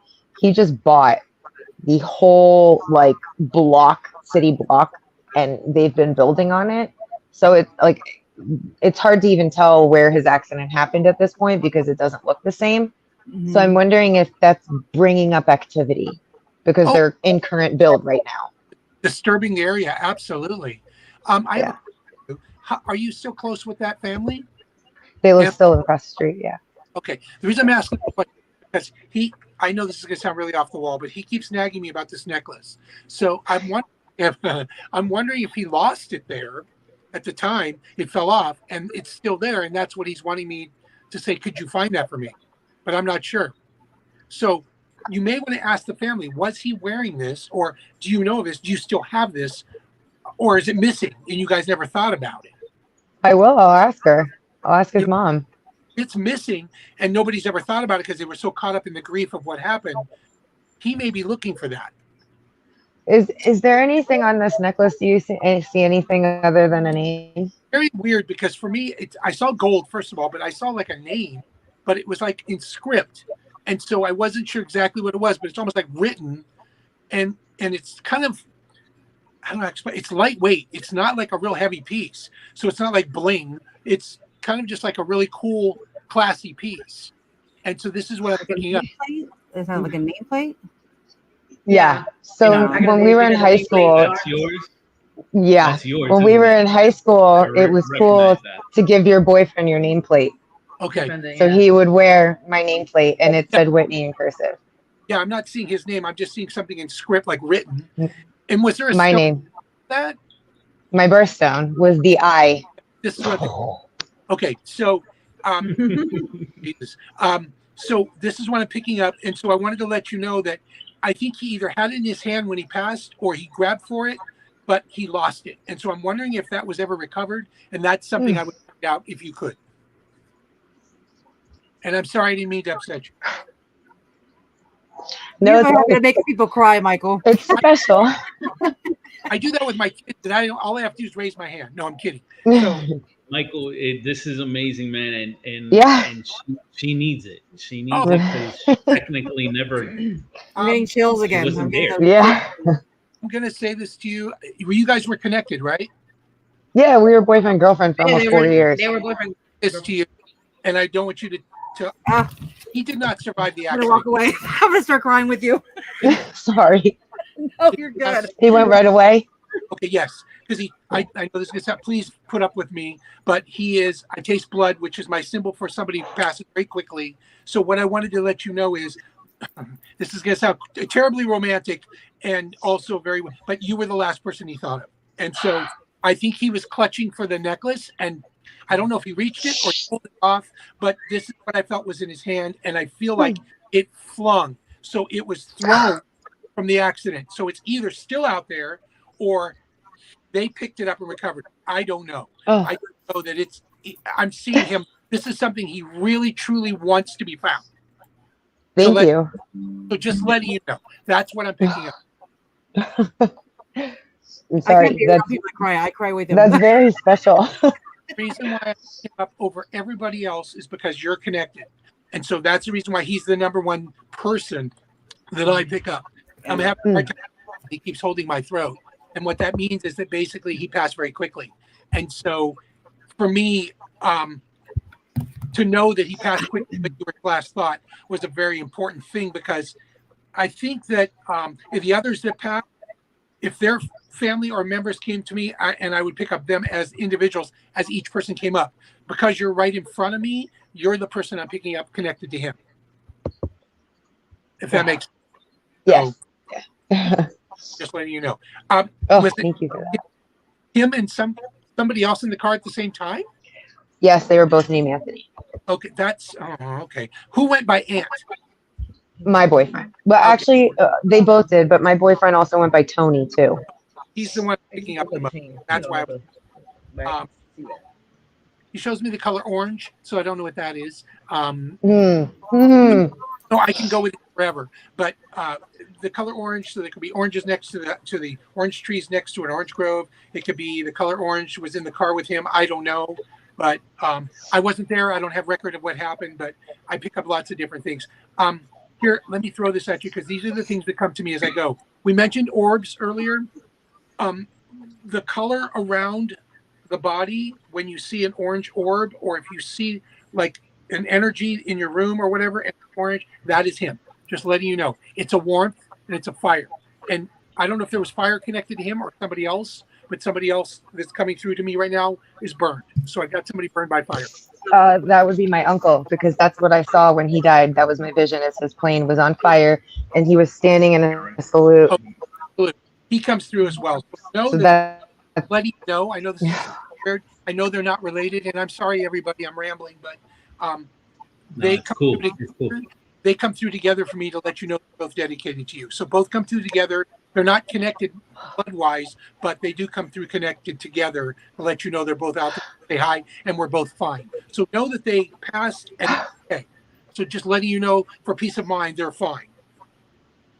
Thank you. Well, the end. So, well, interesting fact. So well, funny you mentioned orange. Why were you thinking orange? Like what were you thinking about? Yeah. The color orange came through to me. No, Whitney. Like when he mentioned orange, you had a face. So what was that about? So my daughter just had her birthday today, and Ant was a really great hockey player, and he played travel hockey. He was like, I'm talking like the number 7 hockey player in the state of Florida. When he passed, he was like amazing. He was good as shit. He was really good. And the hockey arena where my daughter's ice skating party was today is the arena that he used to play at, and his orange jersey hangs above the skating rink. Okay, that's awesome. Yeah, this is it right here. I just sent that to Armando today at the skating rink. I was gonna mention this area off of Griffin Road also. A lot of people, when they came down to start like just planting and like claiming their areas and their houses, it was all orange groves. Orange groves. That's all that was there. Yep. When I grew up, I could smell oranges in the air. It's now all houses, but you know, so convoluted, and it's very it's very hard for me to pick it like through the little funnel of all the little emojis, and I don't know exactly what it is, but I try to, like, if I see the color orange, I'm going to mention it. I don't know what it means or how it's connected. I saw orange groves, so I wasn't sure what that is. How close are these orange groves to this canal where he passed? They were surrounded them. Yeah, surrounded. Yeah, the horse farms were on orange groves. So let me ask. Just to give you the picture, Michael. So this place that we were mentioning earlier, Old Davy Schoolhouse. Yeah. It was owned by the Walshes and the Vealeys. The Walshes and the Vealeys, they were the major orange grove growers of South Florida. And they used to use the Griffin Road Canal to transport right here all the oranges from here to pretty much the ocean. This was all orange groves. This whole Can you do the satellite view? It's like needle in a haystack, but if it's a needle in a haystack, what I'm thinking It's not like that now because it's the necklace that he you know, referred to, No, all the way to the left. Where's the maybe glare? Yeah. Oh wait, I'm Yeah, it sorry. looks What'd you nothing say, like how it Michael? looks. I'm saying Sorry. there's a good chance the needle in the haystack is that necklace, and it may have been flung into the orange groves. Oh man, because all that is built now. That mogul just built Yeah, that no, whole. I'm it's just all constructed. what I'm picking I up. I like want to get in my car and go over there.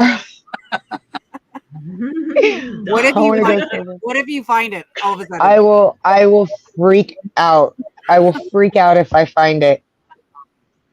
I to be honest with you, completely forgot about that nameplate. I don't Oh, even think I remembered that he was wearing it. I completely forgot about that nameplate, and that's when I was like, "What? You got to tell me more about that necklace." yeah. It's So I was Ooh. telling Armando that when I Little- saw him at the parking lot, remember, Yeah, he was wearing a chain. Like I can tell he was wearing a chain. yeah. He always had it on, and he would wear like it. He always had it on. He also had a chain with a cross on it, and that cross is now tattooed on my body. if you're holding a necklace like this when the car crashes, the impact causes you to do this. Okay? Yes. So Yeah. you fling it. And so that's what I'm feeling is this was the last person he thought of. And so when the necklace broke, it got flung into the area. So I'm thinking with water flow and the way water flows, it was washed into the orange grove, even if it wasn't right next to the car. The water flow from the canal or whatever took into under a tree. So I felt it was under an orange tree somewhere. I'm wondering if that's the tree that fell over. Remember, I told you guys a couple of years later, I was just thinking about that.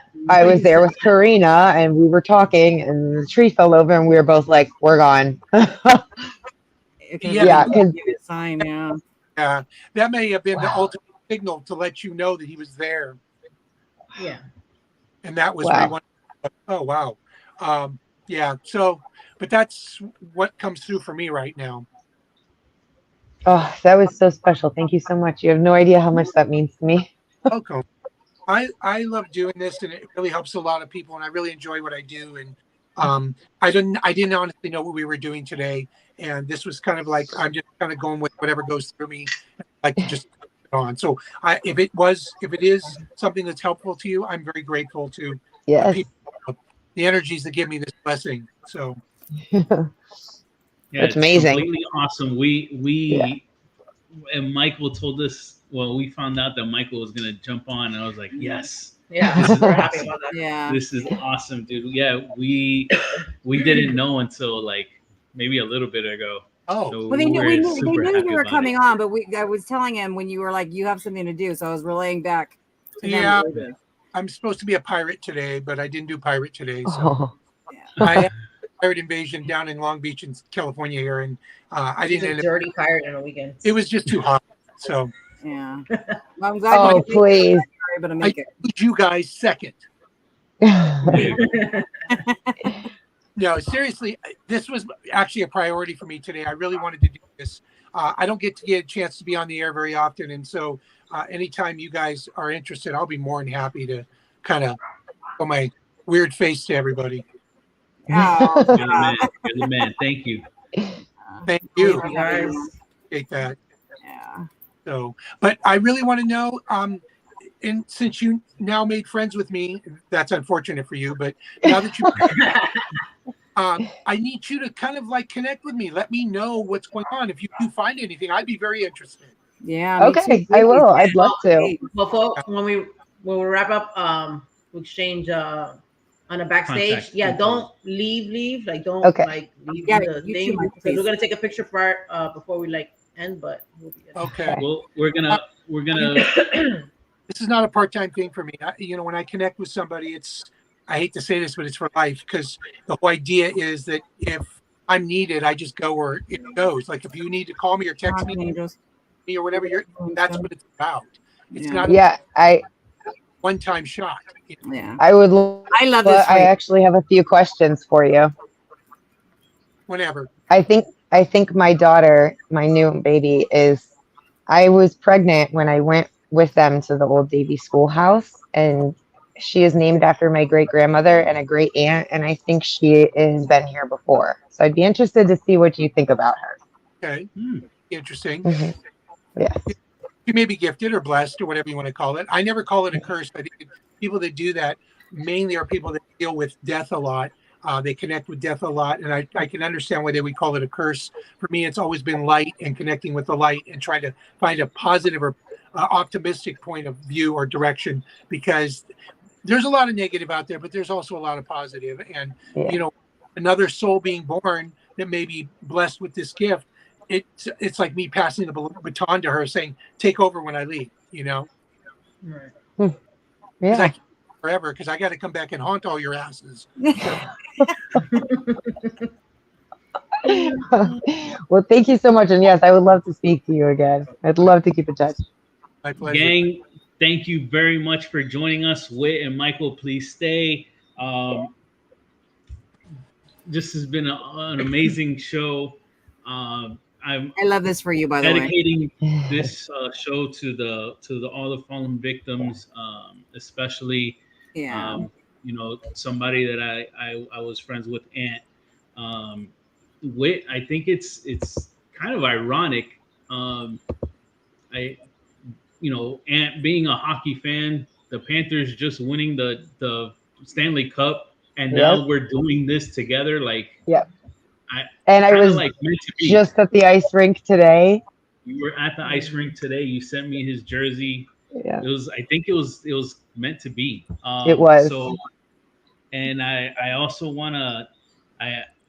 Thinking about him, my uncle. I didn't tell you guys, but my uncle passed. I kept thinking about him a lot when the Panthers won, because he's just a huge South Florida fan. So rest in peace, Hector, wherever you're at. Thank you, everybody, to the chat. If you can please show us some love, to Whit and Mike by throwing a thumbs up. Yes, please. Follow them. You know, please show love to our guests. She just put a little hands out. I'm ready. So next week we will be having Isaac. Yes. On Isaac part 2 for Isaac. Isaac part 2. Guys, tune in next Sunday and have a great week, man. Yeah, and thank you guys for being here again. Thank you, Whit. Thank you for having us. Bye, y'all. Have a good week. Hi, everybody. Wait, really quick. Michael, where they can find you? Oh, yes. Oh, yeah. Me? Yeah. Where can they find you? I wasn't even, I was like, okay, just sit here. Don't move until they tell you to. That's right. Don't move. You can just look me up under Michael Hanna. That's my name, Hanna. On Facebook? That's my Facebook page. Or Tarot Readings by Michael. But, you know, I'm not that hard to find. Joy. Or go through Joy or Jenny or whoever, and they'll tell you how to find me. Yes. Yeah. I do a lot of missing person cases. That's what I'm mostly working on right now with the police and the FBI. So I do a lot of missing persons cases. So I'm very busy all the time doing that kind of thing. And of course, regular readings. But mostly that's what really gives me my kind of satisfaction of doing what I do. You know, helping families. That's awesome. With closure and stuff, you know. So That's anyways, yeah. So. Joy at JJ.Paranormal. Joy and Joey here on YouTube. Here every Sunday with my beautiful co-host. Oh, thank you. I knew it. It's hard getting dressed like this for you guys. And us at 305 Paranormal. Thank you again, guys, for being here. What about Whit? Oh, you're with you. Oh, please. I'm nobody. You can find me in the chat here every Sunday. You can find Whit in the chat on Spooked Coast to Coast exclusively here. Every Sunday. I loved having you. I loved hearing your story about the neighborhood and stuff. That was very intriguing. I was like, what? Thank you for letting me share. Yes. I didn't lie when I said I had an interesting story. Oh, with the yeah, for sure. Yeah. I wasn't even paying attention to the chat. I was so listening. I was like, what? That was very interesting. Yeah. It was very, that 19 water. Yeah. Yeah. It's crazy. Yep. All Yep. All right, guys. Well, we'll have a come back great with a week. round 2. Yes. Yeah, Bye. definitely. That'd be a good idea. Bye, everybody. Bye, y'all.